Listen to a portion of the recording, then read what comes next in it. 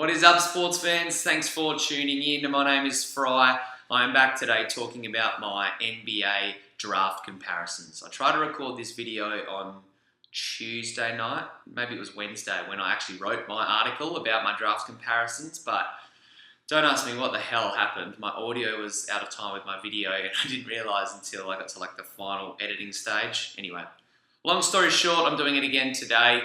I looked at 11 different NBA draft prospects in the 2018 class. Some of them are obviously big names. Some of them are, lesser known names. I'm planning on doing another dozen or so probably in 2 weeks, just before draft day as well, which is in about a month's time. I'll probably do another batch. So, yep, these are some of the most popular names that you've probably heard of from the draft circles. First bloke I'm going to talk about is Duke freshman Marvin Bagley. Now, in my article, I compared him to a rich man's Mikal Beasley, which might not sound like an awesome compliment, but what I mean by that is that he can be what Mikal Beasley was meant to be. So Beasley's kind of been pretty inconsistent in and out of the league. He hasn't really lived up to the hype of being a number 2 pick, but I think Bagley will live up to the hype. I think he's an awesome scorer. He's got questionable jump shot in the eyes of some, but I think he can score in such a variety of ways, and when he gets to the pros, it'll turn out the jumper's alright, so I don't think that matters. He's a big hustle guy, getting a lot of boards, very good in positioning. I expect, he can kind of be a little bit like Kevin Love in the way that he produces numbers, hits a couple of long shots. I think he's pretty dope. He's a bit sloppy on D and has questionable ball handling, so a few people are a little bit scared off by that. Now, when I did do this article, I released a little bit of a snippet as to where I thought each of the players would land or where they'd be drafted. I just released literally 15 minutes ago, so about 6:30 p.m. East Coast time.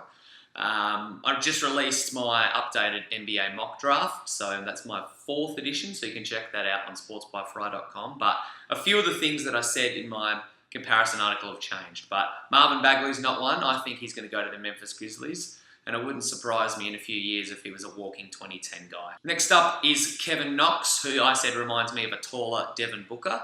I don't think he's going to be a taller Devin Booker. I think his ceiling's probably a little bit lower than that, but I think he could be a taller Devin Booker. He's a couple of inches taller than the Kentucky alum who plays for Phoenix, but yeah, I think Knox is a solid scoring threat. He's a really lanky, long dude. I like the looks of him. He's got solid athletic traits and he moves really well without the ball in his hands to get open. There are some questions around his defense and he's a bit of a streaky shooter, so he offers a huge upside, I think, but I can definitely see some of the concerns with his game. I think it's tempting for the Clippers to make a move and he's probably destined to be a late lottery pick in my eyes, but I like the fit in Charlotte with potentially him and Kemba becoming a nice 1-2 punch. The reigning Big 12 Player of the Year, Keita Bates-Diop, I said that he compares to Bobby Simmons, who you may or may not have heard of. Some have said he's a bit maybe like a Rudy Gay. Basically, he's a wing player who can defend a handful of positions, has a nice looking jump shot, so he's a modern NBA wing in my eyes. He isn't very quick and struggles to create his own shot every now and then, so his draft range is probably somewhere around the early 20s.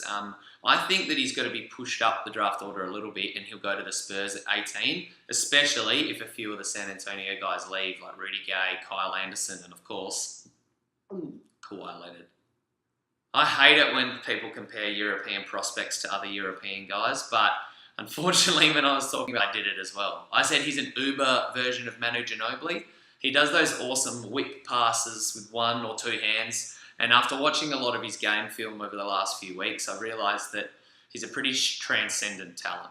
He almost reminds me a little bit of like Ben Simmons with a nice jump shot, but I think that's a bit unfair on Simmons. Simmons is way better of an athlete, and that's one of the concerns around Doncic is his athleticism, but his passing and his court vision and the poise that he plays with as well. He's only 19 years old. He's been playing in probably the 2nd best league over in Europe. So yeah, he's a stud. I love the dude.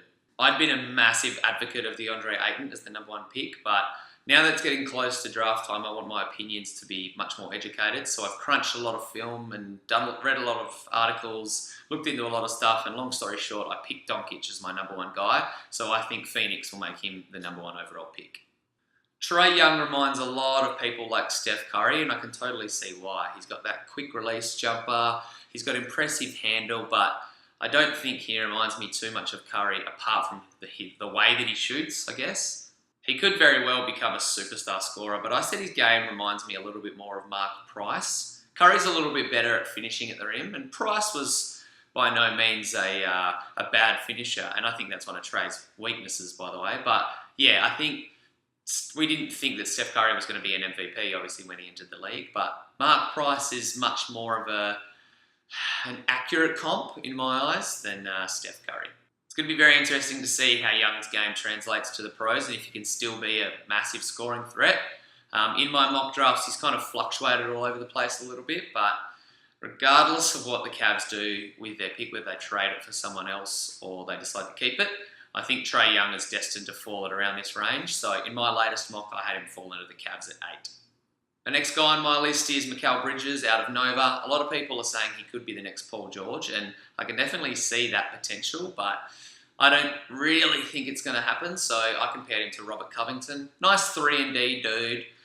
He's got a lot of athletic excitement around him, so he could be a bit better than Rocco and probably a little bit less of a star than Paul George, but he's definitely got the talent to be a top 10 dude. And let me rephrase, sorry, top 10. I don't mean top 10 player in the league, I mean top 10 pick in this year's draft, all right? Let's hold your horses. For all those reasons, I said that he makes a great fit at the Knicks at number 9. They could try and get funky and do something else, but I think take the safe guy. He's a position of need for you, and he could potentially be an all-star one day. The 2018 version of Michael Carter-Williams is next up. That is Shai Gilgeous-Alexander. The former Kentucky dude is very long and lanky, 6'6", but he doesn't have a lot of weight and muscle behind him. I think from memory he's only about 180 pounds, so might be a little bit more generous. But yeah, he definitely needs to bulk up a bit if he's going to be a good NBA player. Another massive concern is his jump shot. It's got a little hitch in it and has a couple of people sweating, so that'll probably see him slide from where he could have potentially been drafted if he had a nice stroke. I still think he's a good player, and that's why I said he'll be in the lottery. Probably fall at one of those Clippers picks unless they decide to move up, but yeah, number 12 sounds about right for SGA. A big man, DeAndre Ayton's next up. I've heard Patrick Ewing, I've heard David Robinson, I've even used David Robinson as a comparison myself sometimes, but I think Karl-Anthony Towns is a much better fit for DeAndre Ayton. Has a bit more of a stroke, nice jump shot. He is a physical animal, but I think his athleticism suits Karl-Anthony Towns a bit more than like a ferocious dunker like Robinson. He's got pretty good lateral quickness, which makes him a really exciting prospect, but he's not the best shot blocker, and he's not really going to be an anchor of your defense, but still his offensive upside is huge. Like I said, he's got a nice jump shot, so in my eyes, there's no way that Sacramento lets him go past number 2, and if Phoenix took him number 1, I could totally understand why as well. Mohamed Bamba has been called the DeAndre Ayton of the 2018 draft class, and I've even called him that myself, but it's been a little bit lazy, I think, a little bit uneducated on my behalf. He has much more upside defensively and probably has a lot more upside offensively than the person I compared him to, but I said he reminds me a little bit of Rudy Gobert. He's long, he's got a huge wingspan, like 7'10" from memory. He's definitely worth being taken in the top 10, and he keeps rising up these draft boards and mock drafts that I've been keeping my eyes on in recent weeks. He'll probably go, at this stage, I think, 6th overall to Orlando, which would be massive for the Magic. They don't have really any solid defensive bigs, so Bamba at 6 sounds like a nice fit. The second last dude in my comparisons is Michael Porter Jr. Now, I'm not really happy with this comp. A lot of people have said he's like Joe Johnson, but he's much taller than Joe Johnson, so I don't really like that fit. A lot of people are calling him Kevin Durant, but there's no way that he reminds me of Kevin Durant. That's too lofty a comparison. He could be a superstar in the NBA, and I love the dude. I've got him ranked inside my top 3 in the player rankings, but I said at the end of the day, he's like a stretched out version of Harrison Barnes. Now, I think his ceiling is much, much higher, but at the moment, judging off what we've seen and everything that we know about him, that's who he reminds me of. Also in the Andrew Wiggins type of mold, he's a solid athlete, massive scorer, huge scoring upside. I think he's a 3-level scorer, meaning he can get to the cup, He can score in the mid-range game and he can hit threes. He's super versatile in the offensive game. Not an amazing athlete and not with great ball handling skills, but the back injury that saw him miss all but about 2-3 games this year is really, really the concern with Porter. I think, fingers crossed, he's healthy and good to go. And if he gets the all clear by the Docs, I'd be spending a very early pick on him. That being said, a few people are being scared off because of his injuries, so it wouldn't surprise me if he went pick 5 to the Dallas Mavericks. The last dude on my list of comparisons for this round is Jaren Jackson Jr., who I've not been shy on in the past, voicing my concerns and opinions over his questionable ceiling. My comp for Jaren Jackson was Thon, not McCurr. I don't even care if that's how you pronounce it. That's not how Australians say it. Thon could be a very, very good player in the NBA. He's got a nice jump shot. He's shown, especially in the latter half of the year in the playoffs, that he can hit threes, and he's got defensive upside. So that's exactly what Jaren Jackson has. He's probably a bit better than Thon already, and he's kind of like a superstar version of Thon. But yeah, Jaren Jackson, there's definitely a few questions over if he's going to be a big-time dude, and that's kind of where my concerns arise from as well.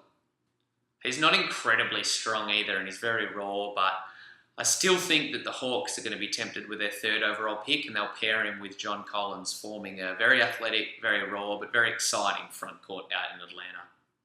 That's it. Draft comps are done and dusted. Like I said, I'm going to do another couple of batches later. If you want to check out any more of my content, hit up sportsbyfry.com. Check out all forms of social media as well, and the podcast. You can find all of them by searching Sports by Fry. Twitter, Facebook, Snapchat, YouTube, obviously. Podcast, obviously. What am I missing? Twitter, Instagram, the works. Thanks for watching, tuning in, listening. Until next time, peace.